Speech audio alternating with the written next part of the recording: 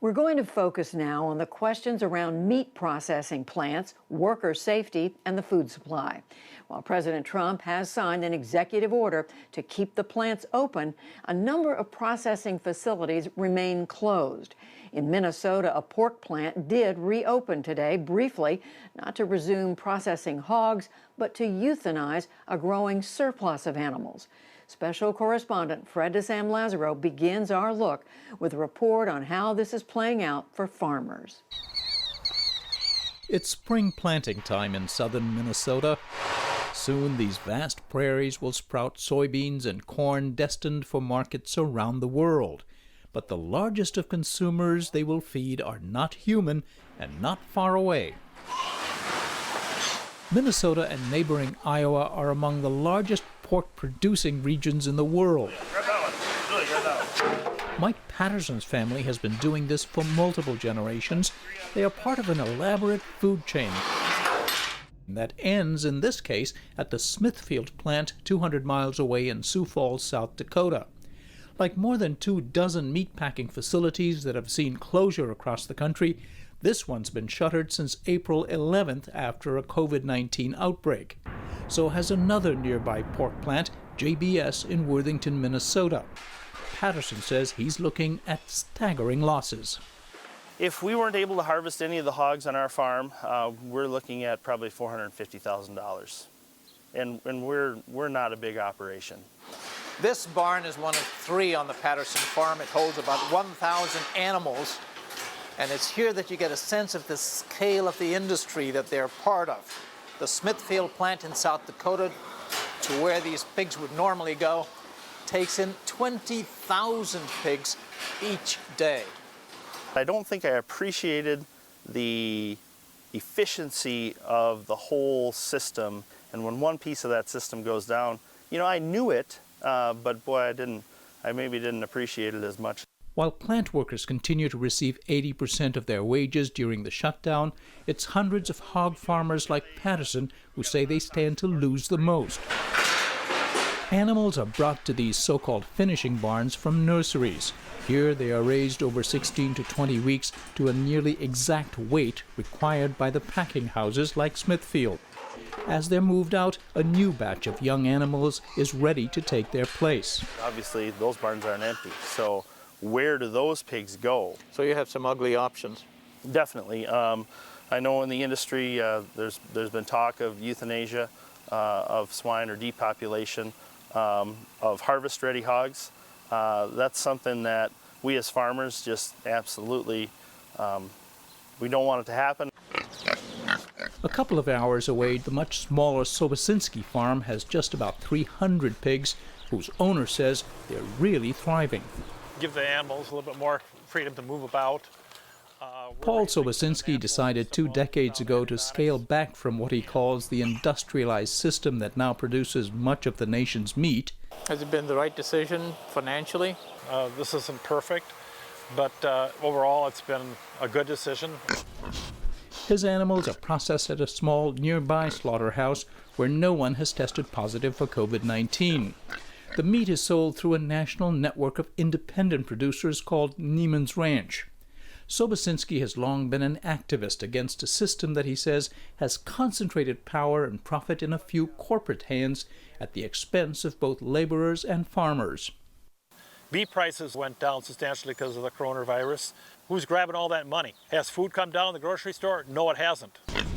I think it's important that we retool what we're doing out here. We need more local processing, so more of that's done here in the community. It helps build the community. For Patterson, however, it boils down to keeping pork prices as low as possible. I understand that local piece of it, and I appreciate that, but how do we feed the masses and do it cheaply? You can't do that on a smaller scale. You need the efficiencies of size and scale to be able to get that done. The debate is not new and may well return post-COVID-19. Just how much are American consumers willing to pay for their food, and has the pandemic changed attitudes? But more immediately, Patterson and hundreds of fellow hog farmers are watching anxiously for word on when the 2 megafactories can reopen, tweaking the diet of their animals to slow their weight gain. We've maybe bought a week to 10 days, trying everything we can to slow them down. When the plants do reopen, however, workers could be farther apart on the production line to prevent the spread of COVID-19.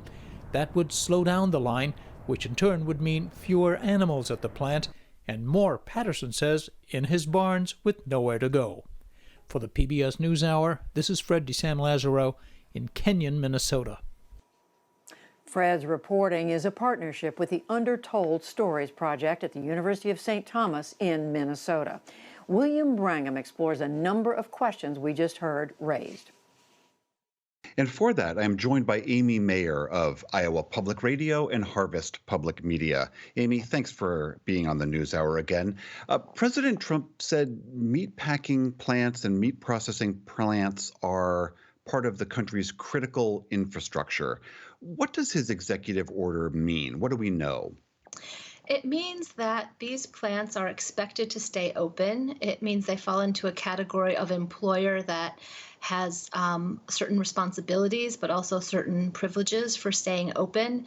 There are some unknowns. The plants obviously have to prioritize worker safety and their employees' health and well-being, but it does give them the obligation, but also the opportunity to stay open and have, the force of the federal government behind them in that decision. But it's not totally clear if the government could, if say one plant or one company was resistant to doing so. It's not clear if the federal government has the authority to force them to do so. It's the reopening that seems unclear. There are some plants that are currently closed because of outbreaks of COVID-19. Most of those companies would prefer to be open. They've either closed because of just the sheer number of cases, or in some cases, pressure from local and state governments. With this federal order, certainly the local and state governments would not be able to pressure them to close because they would have this federal mandate to be open. What remains a little bit unclear right now is for those ones that are currently in closure, will they have to speed up their reopenings because of the order? And we know that Tyson Foods, one of the major meat manufacturers in the country, warned that there might be millions and millions of pounds of meat that basically drops out of that supply chain. Do you have a sense of the impact this might have on consumers? I mean, theoretically, that's what the president is acting on behalf of, to keep a steady supply of food in stores.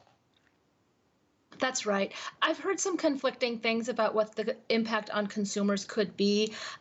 We hear large numbers from the meat plants. I don't think consumers really have a sense of how much meat goes out in a day anyway. So what might be lost is sort of a difficult number to process. We do know, for example, that there's millions of pounds of meat in cold storage. It's not the types of meat that perhaps we're most accustomed to buying at the grocery store. It may be more processed meat or cuts that normally are sent to export markets. But there's that. There was also a large redirection of meat that was already in the supply chain because it's no longer going to restaurants and institutional settings. A lot of that the government is buying to send to food banks and for other people in need. Some of that could get diverted to the retail sector. There could be shortages, and in some communities, people at their grocery stores have already seen meat cases emptying more quickly than usual.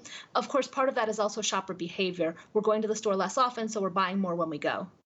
We know, as we were saying, thousands of workers at different plants have gotten sick. And if they're forced to reopen, there's talk of, can this work be done in a way where there is more social distancing or where workers can wear protective gear?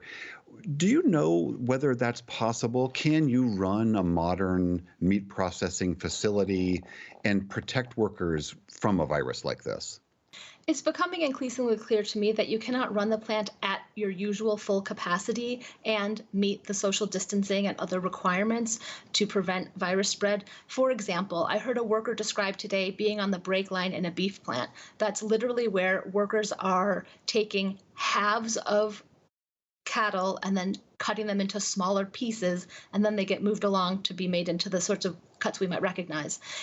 He said in that environment, workers are typically 1.5 to 2 feet away from each other, working hard physically constantly all day at chilled room temperatures. So they're sweating because they're working hard, but they're breathing into these face shields they've been given, which then causes fogging so they can't see. So it's really not practical to work in that PPE, which is so necessary. You can see the domino effect here. But to change your operation so that those workers could be 6 feet apart would mean to process fewer animals than you would expect to process. So these are decisions that the plants are going to have to evaluate. But if they can't shut down to rearrange their work structures, I don't see how they ever get to a point where they could implement these really dramatic changes in the workplace situation. On the other hand, there are lines where companies have been able to put up plexiglass shield between workers. That's obviously something that can help, especially when the workers are sitting side by side, but that could provide some protection. All right, Amy Mayer of Iowa Public Radio and Harvest Public Media, thank you very much for your time. Thanks for having me.